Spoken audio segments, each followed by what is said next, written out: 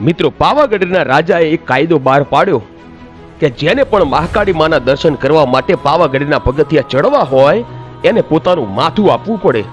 અને પછી કહેવાય છે કે માં ગઢ પાવાની કાળકાએ જે પરચો આપ્યો એ કાળજા કંપી નાખે એવો મહાકાળી માનો પરચો છે બાપ.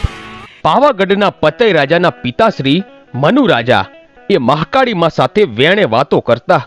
અને મનુ રાજાને એક નિયમ હતો કે તેઓ રોજ સવારે ઉગતા સૂરજની સાથે ચોખ્ખા ઘીની સુખડી બનાવી અને પાવાગઢના ડુંગરે માતાજીને જમાડવા જાય.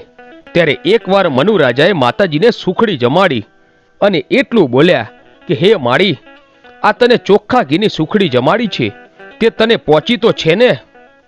આમ એક દિવસ, 2 દિવસ, 3 દિવસ અને ચોથા દિવસે પણ મનુ રાજા સુખડી જમાડીને બોલ્યા, હે મારી ગઢ પાવાની મહાકાળીમાં, તને સુખડી પહોંચી તો છે ને?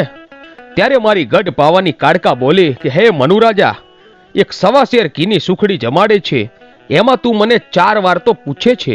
તે તો ઘીની સુખડી જમાડી, પણ આ જગતમાં અમુક માણસો મને એના માથા પણ ચડાવવા વાળા પડ્યા છે. આ માતાજીના શબ્દો મનુ રાજાને ખોટા લાગ્યા અને તે માતાજીને વિવાદ કરે છે કે હે માળી, તને કોણ માથા ચડાવતું હશે, હું પણ જોઉં છું. પછી તો મનુ રાજાએ પાવાગઢના ડુંગરના પગથિયે લખી દીધું કે જેને મહાકાળી માનું માથું ચડાવવું હોય એ જ આ ડુંગર ઉપર પગ મૂકે, નહીતર કોઈએ ચડવું નહીં. આમ કરી રાજા ડુંગરેથી ઉતરી ગયો અને ત્યારથી 1 દિવસ, 2 દિવસ અને એમ કરતા કરતા 3 મહિનાના વાણા વાઈ ગયા. માણસ તો ઠીક, પણ કોઈ ચકલું પાવાગઢના ડુંગરે ફરકતું નથી. ત્યારે ગઢ પાવાની કાળકા વિચાર કરે છે કે આમાં કરું તો શું? પછી મહાકાળીમાં પાવાગઢથી સમડી બની ઉડતા ઉડતા આકાશ માર્ગે ચાલતા થાય છે. ત્યારે ગંધરૂપ મશાણ અને એની બાજુમાં બાબા બાળીનાથ તપસ્યા કરી રહ્યા હતા. રાતના 12 વાગ્યાનો સમય બન્યો અને માતાજી આકાશ માર્ગે ઉડતા ઉડતા જાય છે. ત્યારે બાબા બાળીનાથને અંતર ધ્યાનથી જોયું કે આહાહા, આકાશમાં કોઈ દેવી જાય છે. પછી તો પોતાના હાથમાં આંજળી લઈને હવન કુંડમાં ઘા કર્યો અને હવન કુંડમાં નાખતાની સાથે જ જમીનથી આકાશ સુધીની દિવાલ બની ગઈ અને માતાજી એ દિવાલે અથડાઈ અને નીચે આવ્યા. બાળીનાથ જેવો તેવો બાવો નથી, પણ જુગ જુગનો જોગી હતો અને દેવીને કહે છે કે હે દેવી, કેમ અત્યારે? ત્યારે ગઢ પાવાની કાળકા વાત કરે છે કે મારે અને મનુ રાજાને વિવાદ થયો છે કે મને માથું ચડાવે એવો માણસની શોધમાં હું નીકળી છું. હે બાળીનાથ બાબા, મને માથું ચડાવે એવો માણસ કોઈ છે ખરો? અને તે દી બાબા બાળીનાથે મહાકાળી માને એટલું કીધું, હે દેવી, ઉજ્જૈન નગરીમાં રાજા વિક્રમનું રાજ ચાલે છે. એ એક જ એવો પરાક્રમી રાજા છે કે એ તમને માથું ચડાવે, બાકી તો આ દુનિયામાં કોઈ પોતાનું મસ્તક ના આપે. ત્યારે સવાર પડી બાબા બાળીનાથ અને મહાકાળીમાં ઉજ્જૈન નગરીમાં આવે છે. ત્યારે સવારે વિક્રમ રાજા પોતાની ગાદીએ આવીને બેઠા અને બોલ્યા, કોઈનો ન્યાય, કોઈનો ગુનો? ત્યારે બાબા બાળીનાથ એટલું બોલ્યા કે હે મહારાજ, તમારા દરબારમાં કાળા માથાના માનવી અપરાધ કે ગુનો કરતા હશે અને ન્યાય માગતા હશે, પણ આજના દરબારમાં તમારી પાસે ન્યાય માટે એક દેવી આવી છે. પછી વીર વિક્રમ મહાકાળી માને જોતા જ ઓળખી ગયા અને લાકડી પડે આમ પગમાં પડી જાય છે. બોલો માં, આજે મારા દરબારમાં તમારે કેમ આવવું પડ્યું? મહાકાળી માં બોલ્યા કે વિક્રમ, પાવાગઢના ડુંગરે મનુ રાજા મને 1.25 શેર ઘીની સુખડી જમાડતા જમાડતા 3 વાર બોલ્યો.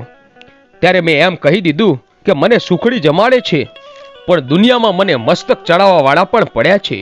તો હે રાજન, મને મસ્તક ચડાવે એવો માણસ જોઈએ છે. ત્યારે વીર વિક્રમ બોલ્યો, હે માળી, તને મારું મસ્તક તો ચડાવું, પણ મારી એક શરત છે. કે બોલ વિક્રમ, તારી શું શરત છે? કે માળી, મારા રજવાડામાં કોઈ માણસનું મૃત્યુ થાય ને તો એનું શબ લઈને સ્મશાનમાં જઈએ ને ત્યારે 4 ખાંડિયા જે શબને ઉપાડીને સ્મશાન ગયા હોય ને એ પાછા આવતા નથી. ત્યારે માતાજી બોલ્યા કે આવું કેટલા સમયથી થાય છે? કે માળી, ઘણા વર્ષોથી થાય છે. અને ત્યારે વિક્રમ રાજાના રજવાડામાં મારી મહાકાળીમાં રોકાય છે અને અમુક સમય પછી એક વૃદ્ધનું અવસાન થાય છે. ત્યારે શબની સાથે મારી ગઢ પાવાની કાળકા અને બાબા બાળીનાથ સ્મશાન યાત્રામાં સાથે જાય છે અને માતાજી કાળકા જોવે છે કે 4 ખાંડિયાને પછાડીને એમની આંખો કાઢીને 4 જોગણીઓ અને એમનો ભોગ લે છે. અને જ્યારે જોગણીઓ માણસને મારીને એના કાળજા કાઢતી હતી ત્યારે મારી ગઢ પાવાની કાળકા બોલે છે કે હે જોગણિયું, તમે આ માણસનો અપરાધ કેમ કરો છો? અને તે દિવસ આ જોગણિયું એટલું બોલી કે બાઈ, તમને તમારા મંદિરે કોઈ કાળા માથાનો માનવી નિવેદ ધરાવતો હશે, પણ અમને અહીંયા કોણ નિવેદ ધરાવવા આવે?